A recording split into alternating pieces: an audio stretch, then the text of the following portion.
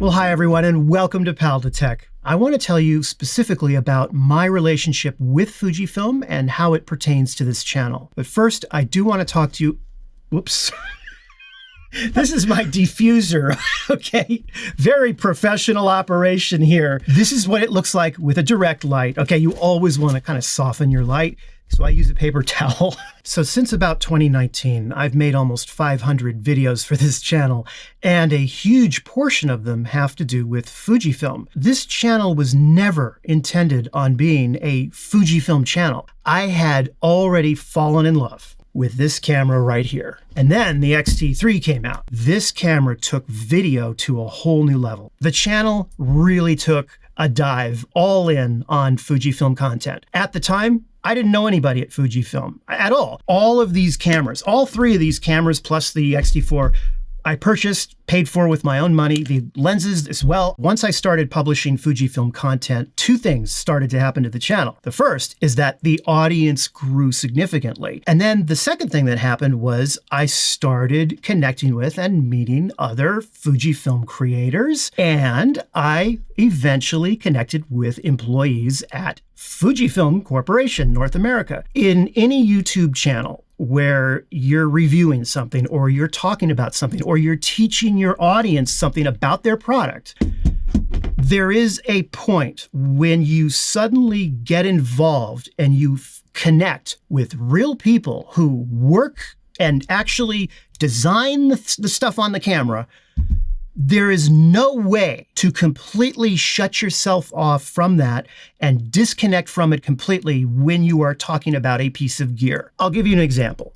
I went to New York for a Fujifilm Summit event. I think it was the XH2 or the XH2S. I don't remember. I think it was one of those. And I paid for the trip, paid for the plane ticket, paid for the hotel, paid for the food, all of that. And I made it a point to connect with and meet as many Fujifilm people as I could while I was there. And they're just really cool people. And so when I got back, it changed a little bit. I have to admit that. It changed a little bit because when I'm talking face to face with someone that was involved in the design process or contributed to, say, the size of the blah, blah, blah dial or the location of the blah, blah, blah port on the back, whatever. I have a face, I have a personality, I know some of their interests, I've talked to them. And so let's say I'm making a video and the location and the placement of such item that perhaps this person did sucks. Let's say it's awful, okay? I'm probably gonna still, I'm definitely gonna still say it, but probably not in as harsh of a tone as I would say I had gone to the same event, say I had talked to the same people, same people that worked on it, but they were complete jerks, right? When I come back, then I'd be like, oh yeah, this sucks. But it's different. It affects how you talk and how you, go through the gear. It even affects how you teach things. I get a lot of messages from Fujifilm users. One of the biggest questions I've gotten in the past, maybe, 7 or 8 weeks has been, when are the new firmware updates coming out for the cameras where they're broken, the X-T5, the XH, whatever? I don't work at Fujifilm. And to be clear, as nice as the folks at Fujifilm are, there is absolutely 100% a dividing line, a big one, a big dividing line in terms of any information that I am told. I know as much about what Fujifilm is going to do as any other member of the media. And I'm going to tell you how it works in just a second, but I really know very little. And I have no idea what day, what week, what month even a Fujifilm firmware update is going to come out. I don't have a rumor channel. And there's some great resources for Fujifilm rumors. They're the best ones. You just search Fujifilm rumors. You'll see what I'm talking about. So at the end of the day, that's it. That's my relationship with Fujifilm. And yes, when Fujifilm releases new gear and new lenses, I get excited about it. I do. I'm not so happy about that autofocus issue, okay? And that has been a problem, and they are aware of it. I've actually told them about it. Okay, so they know about it. I am positive they know about it. That is the extent of that relationship. And the way that it works is we are on this list of PR contacts. And so from time to time, they will reach out to us and invite us to what's called a product briefing, basically a Zoom call. And it's held a couple of weeks before a summit event where they're going to announce new gear. The very first thing that they require is for us to sign a non-disclosure agreement. And so with every single non-disclosure agreement, they include what is called an embargo date. And that's nothing more than a specific date and a specific time, after which point you can announce and talk about publicly the products that Fujifilm has shown us, right? When you launch a video for a product like a camera, something like that, if you're holding up, say, a camera, brand new camera that nobody's ever seen before, that's just been announced to the world, you could show color bars with a, with a picture of the camera, and people will you'll get the highest amount of views than on any video. At least that's what I've noticed. The problem is I have never been able to get a video finished by that embargo date and time. I've always been delayed. Editing takes more time. Testing takes more time. And that is what happened with the XM5. Fujifilm did reach out to me, as I said in the video, and they offered to send me a test unit of that camera. But when you get a product, and this happened with the XM5, when you get a product, they don't have a manual. There's no instructions. There's nothing. It's in a box. You take it out. You're kind of having to just figure it all out on your own. And at the same time, you are telling an audience of thousands of people how it works, whether or not it's good, whether or not they should even buy it. So getting back to the XM5, I went and I looked at the media release that they were planning on providing to the public. Have a look at this right here. The XM5 is the ideal camera for a wide range of users, from first-time digital camera users to photography enthusiasts. What exactly is a camera enthusiast? I'm a camera enthusiast. And I focused on the other term, which was first-time user. And so the initial concept of the video, take the camera, hand it over to my wife, who knows nothing about using Fujifilm cameras, knows nothing about it. I don't know what any of that means. And I'm guessing this is record for video. And this is called a lens. And I wanted that to be a significant segment of the video. And so I kind of started going down that path. Now, when Fujifilm sent me the XM5, I was allowed to have it for 6 days. Keep in mind that those include shipping days, right? So the day that it arrived was at the end of day 1. And the day that I had to return it was like partway through late afternoon of day 6 or whatever. So I really only had 4 full days to do this and 4 full nights to deal with the editing and all that. And I really wanted to make that deadline. So the camera arrived and I started running through all the testing and doing that. And day 1 was great. And what I wasn't prepared for was the unique features that the XM5 has compared to any other Fuji camera before it. And what I like to do is have kind of a variety, kind of an engaging opening. You have some funny bits in it. You try and keep it going as best you can. And at the same time, you show off every single significant portion of the camera that you possibly can. And the problem is that those are great for complex, long-term, after 1 year of use type videos. They're not so good for first look, make sure it gets finished in time for the embargo launch date videos. I wanted to do that with the XM5. You get stuck in patterns. People get stuck in patterns and they do the same thing all the time.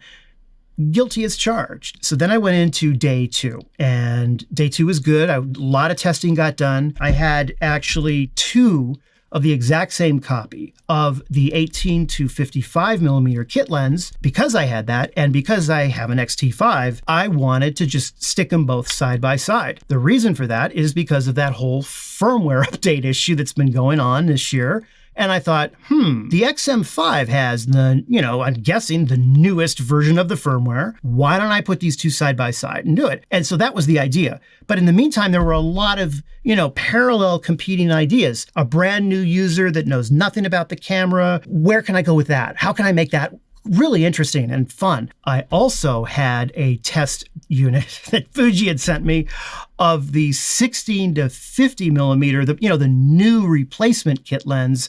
And I figured, wow, I could do a comparison of that lens with the old kit lens, get 2 videos for the price of 1. Bad idea. So that took extra time. I ran a lot of tests without the correct blueprint for what I needed to do. So I realized on the night of day 2, the night after day 2, I had pulled an all-nighter going through all the footage and pulling out what I was going to need to edit. And I had some questions about something. I take my confidentiality that I promise with any camera company or any vendor very seriously. At this point, I'm not going to talk about it. It was a piece of information that I brought to them. I figured out I had questions on. I needed to reshoot a bunch of stuff, okay? I didn't have to. I certainly didn't have to, but I did. When I pulled the all-nighter and I reviewed the intro footage. Now, if you haven't seen the video, I have an intro where I'm riding a bike and I see this camera in a box, and I think it's a cool intro. It was a lot of work to do, but I like it. When I went through the footage, there's that part at the end where I take it out of the box, and I realized that I had black duct tape, electrical tape over the thing that says, XM5. Unfortunately, I didn't take the stupid thing off. And so I pull it out and you see this ugly tape. It ruined the shot. It was that cool thing at the end where it flashes and turns around. I put a lot of work into it, but it looked horrible. So now I had to reshoot that. So I had to go back out on location, match the time and the location and the exact spot and the position that I was in, and reshoot that. So I got the footage I needed and I thought it looked great. So then it was day 4. It was the day I was returning the camera. I had the audio testing of the noise reduction feature, still the vlogging thing. I had IBIS for video that needed testing. I had the high ISO low noise testing I wanted to do. I also wanted to test dynamic range because I was going to hack those raw files and get that going. I was able to get most of that done. And then I shot some additional autofocus testing. During that day, I was running around with the lens that Fujifilm sent to me, which was the XC 15 to 45 millimeter lens. Looks great on that camera. And the aperture range on that lens is f3.5 to 5.6. So 3.5 was as wide as I could go on that lens, but that's no big deal. I've got plenty of other lenses. I could have put this 56 millimeter lens on it, opened up the lens all the way to f1.2 if I wanted. The lens also has a huge impact on autofocus. The 90 millimeter, is one of the best and fastest autofocusing lenses from Fujifilm that I've ever used. And pretty much the entire time as I was running around on day 4, I just had that kit lens attached. I just didn't switch out lenses. I was just rushing to get this thing done, and I was running on fumes. And I decided to ditch the idea of the new user testing out a camera. I would show a little bit of that, and it's in the video. I got to take this thing, box it up, and get it over to the FedEx pickup spot. And I'm running out of time. And so I did that bit with the chainsaw, and it was a lot funnier when I thought of the idea than it ended up being. And that can sometimes happen in your videos. So I kind of had to cut that short. I thought I have just maybe 15 minutes left. So I ran back inside and I did my high ISO low noise with the color chart. And I did that literally with the box as I'm packing the camera up, cleaning it. I always clean it before I return it. It was that fast. But I have gotten a lot of messages from users that have been following the channel, and they have been asking, why did you do autofocus testing with the lens, stopped down to, the smallest opening? When I sketched out the script for this video and all the different parts that I was going to talk about, autofocus originally was never going to be a big thing in the video. It was going to be another part of the video like everything else. Problem was the timing. That whole firmware fiasco, there was a little bit of an opportunity here to take, I have an XT5, maybe I could do, and I tried to do too many things. If I could do it over again, I would have still done the short bit on autofocus. I wouldn't have extended it longer, but I probably would have tested with this lens, the 90. and done a few more tests if I could do it again. My opinion was that the XM5, the demo test model that I had really good autofocus. I was impressed by it. It's always easy to look at another channel or to look at your own channel, right? And to look back and, after the fact and say, why didn't you do it this way? Why didn't you do it that way? And sometimes you don't know why. I mean, was it one of my best videos for the channel in terms of, quality? No, it wasn't. And when you make hundreds of videos, you're going to have one or two that aren't up to what I think your standards are. I have one final thing to say, and that's to Fujifilm.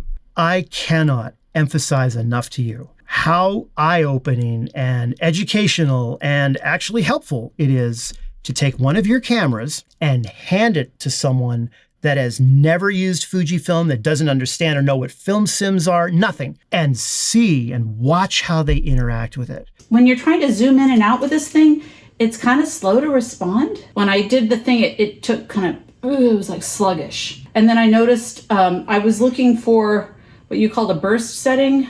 I didn't even want to try to find it. I couldn't find it. And I don't know what the difference between vlog and cinematic is. I did a couple of each, and I don't know if you can tell a difference. I'm not sure what the purpose is between the two, why there's a difference. That kind of user testing is gold. You learn so much of what works and what doesn't. And for everyone, thank you so much for watching. I hope this video was helpful in some way for you, or at least entertaining. And if it was, I'm too tired to do all that stuff. Have a great weekend, and I'll see you soon. Take care.